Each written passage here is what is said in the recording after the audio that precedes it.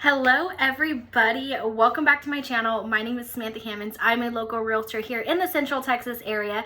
I service the Fort Hood and surrounding areas, so if you're looking to move into the area or know anyone who is, if I could talk today, or know anyone who is, give me a call. I'd love to help you out. So this video, however, is going to be all about my very first transaction as a real estate agent. So I have now been in the business for a little over 2 months, since September 9th, so almost 3 months now.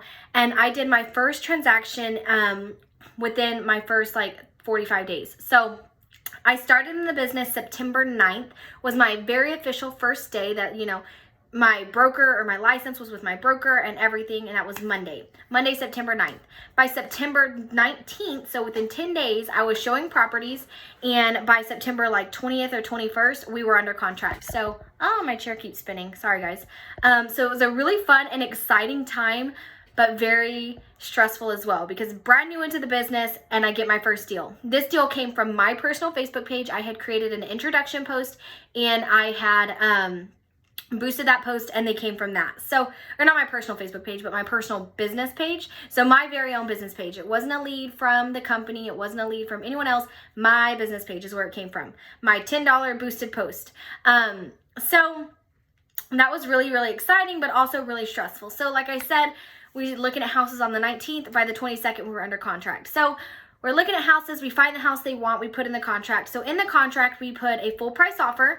We put for seller to pay all the commission, or not commissions, they obviously pay the commissions, all the closing costs, and home warranty, and inspection. So, not inspection, survey. So we put all, sorry, I touched my hair a lot, you guys. So we put all that in the contract. We also had a non-realty items addendum in the contract for the stainless steel refrigerator that was in the kitchen. So we put all that in, seller signed, sent it over. Easy peasy, done. Sorry, I got a text message and it distracted me.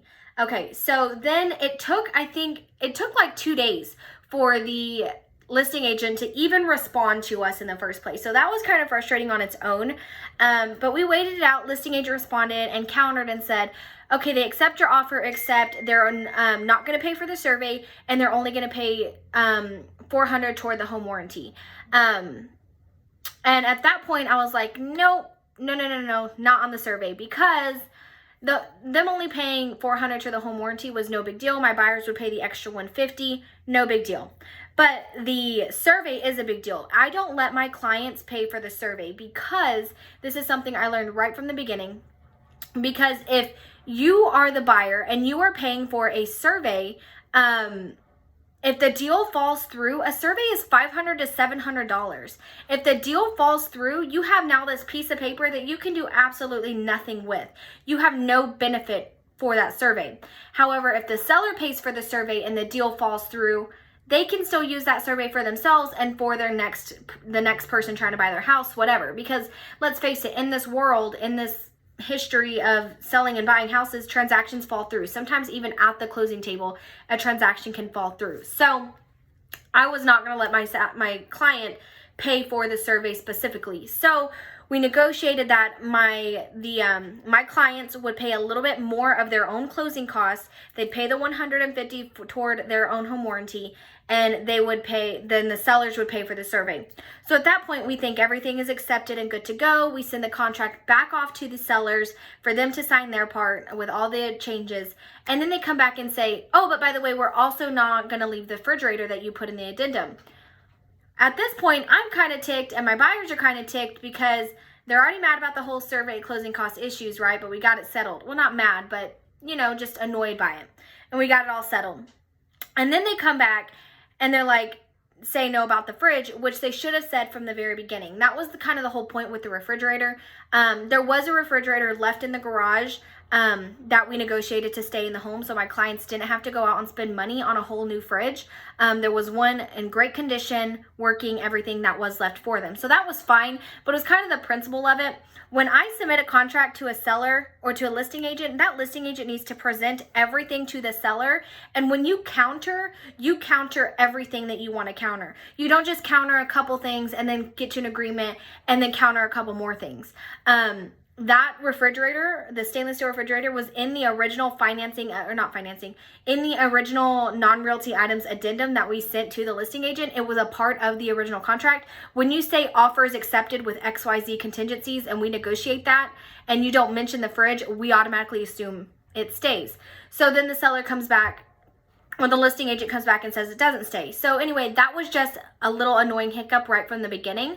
The communication was just off on this whole transaction. The listing agent just, I don't know if it was the seller had poor communication with the listing agent, so she had poor communication with me, or if it was all on the listing agent, I don't know. But it was highly annoying. Probably like my voice is right now because I've been kind of sick, so it's a little bit scratchy. So sorry, you guys. But anyway, so there's that. We got all that situated. I do have notes I'm looking at because this was a long transaction and it's been over a month. So I want to make sure I wrote this all down like right after it happened so I could come back and share it with you guys. So we got all that negotiated, got the fridge, and then we had the inspection. So we had an 11-day option period. We got the inspection done right away. And then a little annoying part right on this, the listing agent and the sellers didn't approve all the repairs in the amendment until literally like right before the option period was over, like 2 days within the option period was left. On an 11-day option period, that's unacceptable. You had plenty of time. But that was a whole nother thing. So when my client went out with the inspector to the inspection, the tiles in the kitchen were cracked. Like someone had taken a hammer to them, cracked. It was pretty bad. There was like 4 or 5 quarter-sized gashes in the tile. And it was not like that when we walked the property. And we had video proof because the client actually took video to send to her mother or someone in her family to show them the house before they accepted the offer or before they put the offer on it. So we had video proof that these tiles were just fine. So we put those in the amendment with the repairs and the inspection. And the repairs that came back on the inspection, which were a lot of repairs on the inspection. And the sellers refused to compensate or repair the tile. And that right there was unacceptable. They had lied and said that it had been like that for 4 years and it was like that when we put in the offer. And I sent them the video and the screenshots from the video showing the perfectly good tile. And I was like, so how are you telling me that this has been like this for 4 years, but in this video it's perfectly fine? Like, it just doesn't make any sense. And so flat out lie right there. So, and then I know the listing agent can only go on what her seller is telling her, but I mean, come on. Your client is making you look not so great because, yeah, anyway, that was all that. So before we even put in the amendment for the repairs, like the final amendment, I had gone back and forth for hours upon hours with the listing agent to make sure my buyers either got the tile replaced or compensation for those tiles so that they could replace them themselves, like an allowance at closing. So the issue was that the client was saying, or the seller was saying, oh, we can't replace all the tiles. We can't replace these damaged tiles to match the rest of the tiles because they're from Mexico. No, they weren't. Those are cheap little white tiles that you get from like Home Depot. They were not anything fancy. So we said, okay, well, if you can't replace those specific tiles, replace the entire floor so that they all match, because you're not going to have mixed match tiles on my client's floor that they're paying for this house. Not going to happen. And then they refused to do that. And I said, okay, well, then we need X amount of an allowance. And then they were refusing to do that. Finally, I did end up getting my buyer's compensation from the seller, an allowance at closing for those tiles. So we got that situated. Then, we get the inspection report back. We send that to the client. There's a lot of repairs. It took them, like I said, up to like 1 to 2 days before the closing before the option period was actually over for them to accept those final repairs. So that was annoying. But anyway, they accepted it, whatever. So the closing was scheduled for the 18th. And praise God, we closed on time because it was looking gray. You'll hear later. But we did close on time and I made sure of it. Praise God. But so the agent said all the repairs would be done by the 9th. So on the 10th, we go through for a walkthrough and there was still a lot not done. So some of the things that weren't done was, one, they used improper roofing material on the back patio. That was not done. Well, it was replaced, but it was replaced with the same exact material, the improper roofing material. So there's that. The decking on the back porch was supposed to be repaired, replaced, because it was like falling down. But instead of replacing it and repairing it, they just cut off 48 inches of it, and they didn't put on any gutters. So the reason that was an issue is beforehand it had sloped over the back fence so that it wouldn't flood the patio, and then they cut off 48 inches now, and if it rains, it's going to flood the entire back patio because there's no gutter or anything to direct that rain to, or that water. So that was an issue. They hadn't put the smoke alarms in all the rooms like they were supposed to. They didn't fix the chipped and peeling paint at the doorway. They were supposed to float and tape the garage ceiling. They didn't do that. At this point, they hadn't completed the fascia boards that they're supposed to repair. And keep in mind, I know a lot of this sounds nitpicky, but like the fascia boards, the roofing material, or the fascia boards, the decking, the smoke detectors, all that kind of stuff is lender required repairs. Like it had to get done or the property wasn't going to appraise properly, and couldn't sell for that price. So some of it sounds nitpicky, but it's stuff that has to get done in a transaction. So they didn't get all that stuff done. We were ticked off that it wasn't done yet, but it's like, okay, we've got plenty of time till closing. No big deal. I sent the listing agent a list of everything that wasn't done, and she was like, okay, they're still working on some things, but we're not going to replace the roofing material on that patio. We already replaced it. It's fine. The issue here was that in the original amendment, we put repair, replace improper roofing material on the back patio. And I made sure to sit down with my mentor, top producing agent in the office. She's co-owner of the brokerage. She knows what she's talking about. And I made sure when I put in the amendment, she wrote it out with me. So the wording was correct. It was clear. It was concise. But again, if you're unclear about anything in a transaction, ask the other party. Make sure everything is clear and in writing. And the listing agent comes back and, says that they're working on all the repairs, but they're refusing to replace the roofing material because supposedly they already replaced it, even though they replaced it with the improper material. My buyers at this point were like, whatever, we want to close on time. Just get everything else done. We'll let it go. Now, here's where I personally made a mistake, and I will admit to that. I should have got that in a signed amendment from my buyers and their sellers that we'd let the roofing material go. But at this point, I'm glad I didn't because it's something that had to get done.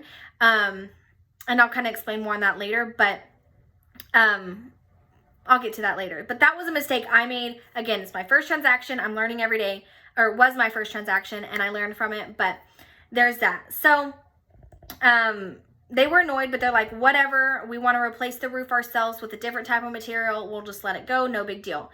So we told the listing agent not to worry about that, but everything else had to get done.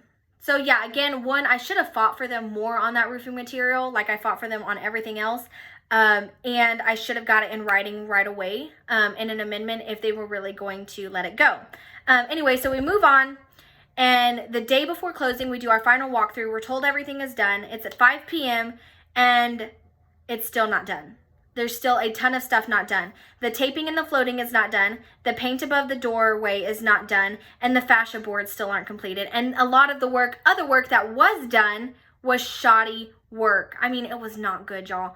And so I contact the listing agent. I send her photos and I explain to her what's not done. And she says, oh, well, you should be more understanding. You know, the sellers have already done more than normal sellers would do. They replaced the dishwasher for you. They did this, they did that.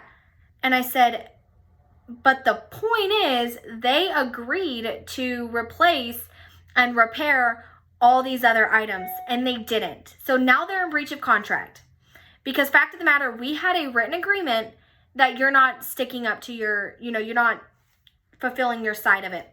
And so me and the listing agent are going back and forth for a long time at this point. I mean, hours and hours. And she just kept telling me to be more understanding. And I'm empathetic to the fact that, yes, it probably sucks for the seller that they're having to come more out of pocket than they had planned. But fact of the matter, they agreed to it on the amendment. They agreed to this long list of items to get done. If they didn't want to agree to it, they could have let us go. We would have found a new house. But they didn't. They agreed to all these items to get done. And if they didn't plan on completing all the repairs as they should have been, they shouldn't have agreed to it at all. So my buyers were going to accept like a small compensation, I mean a very small compensation, to do the floating and the taping themselves. And when I say compensation, I mean an allowance at closing, to do the taping and the floating themselves and whatever. But at this point, I was like, something's not right here. So I got in contact with my mentor and broker to see what to do. And I explained everything in full detail out to her. And she was like, no, because at this point, the sellers are in breach of contract and this is a lawsuit waiting to happen. The sellers are in breach of contract, for one, because they put the improper roofing material on the patio. They're refusing to complete like 4 or 5 repairs, and the repairs they did do are shoddy. And so even though my buyers did say that they would let the whole roofing material thing go and that they were going to be willing to accept like a small compensation, and we were like, no. So after all this happened and we talked about it, and we tried to come to an agreement with the listing agent, it just got heated at this point. And at this point, it was kind of the principle of all of it. You and your client agreed to do something, and now you're not fulfilling your end of the bargain. And that's unacceptable, because I fulfilled my end, you need to fulfill your end. So again, this whole time we had been dealing with lack of communication from the listing agent and from the sellers. And from the beginning, it was lies from the sellers, lies from the listing agent. And after speaking with my clients, my buyers, we agreed. We had given them plenty of time. You know, we came on the 10th. So they had 8 days to complete the repairs. They still didn't complete it. Now it's the day before closing. They're still not complete. At this point, we're done. We want everything repaired, or we want a just allowance at closing to do it ourselves. No more playing games. No more trying to be nice. None of it. So we kind of got really, really firm at that point. And so anyway, the agent is refusing to give my clients the sellers are refusing to give my clients a just amount of allowance for what all that has to be done. So she throws out a very low ball number, and we declined it. Like, no, they need to replace the roof, the roofing material. They have to tape and float the garage ceiling, which we know is not a whole lot of money, but it's still something they have to do, and pay for a contractor to come to, because they didn't have time to do it themselves. You know, then the kitchen towels were still also an issue, even though we had that compensation, that allowance already agreed on. The work that was done was shoddy. There was fascia boards that still needed to be done. There was still so much that needed to be done. Gutters had to get put on the roof because they cut off 48 inches. There was so much that still needed to be done. So this very low ball number they threw out, no, unacceptable. So me and the agent kept going back and forth about the fact that the seller replaced the shingles, that it should be fine. And I had to explain to her, but it's the improper material on the roof. My clients want it changed. The inspector said it's improper. And even though it may have been fine all these years, my clients want it changed, and your clients agreed to it. They shouldn't have agreed to it from the beginning if they didn't want to change it. And then she, you know, the listing agent kept coming back and saying, oh, well, there wasn't enough clarification on the amendment between the decking that they had fixed and the roofing material. So it was like a whole different story now. And I pointed out to her that, for one, my mentor, again, top producing agent, I'm sure she makes mistakes. We all do. But she knows what she's talking about, right? She knows what she's talking about in this industry. She's been in it for like 16 years. She wrote out the amendment with me. And it was literally line by line by line. Repair, replace improper roofing material. Repair, replace damaged decking on patio. Like, it was completely separate. And if you weren't clear about it, you should have clarified sooner, not the night before closing. And mind you, at this point, it's like 8 o'clock at night, okay? And so we go back and forth on that. And I explained to her, like, the verbiage that she should have already read in the amendment. Fact of the matter, your clients agreed, it needs to get done. So, again, I'm explaining to her all the ways that her client's in breach of contract, and she sits there and she says, are you threatening me? And I said, nope, I'm telling you facts. My clients are ticked off because your clients are in breach of contract because they're refusing to do XYZ that they already agreed to. Not okay. So then after a few more hours, she said that the seller was at the property with the contractor and they were going to get everything done. Except for the roof, and they were going to give us an allowance for that. And the allowance that we agreed on for that was a just fair amount. So we agree on that, and then she comes back and says, okay, well, the seller is at Lowe's. You know, they can't finish all the work on their own. They're going to buy all the supplies for you and leave you an allowance for the labor and then again for the roof.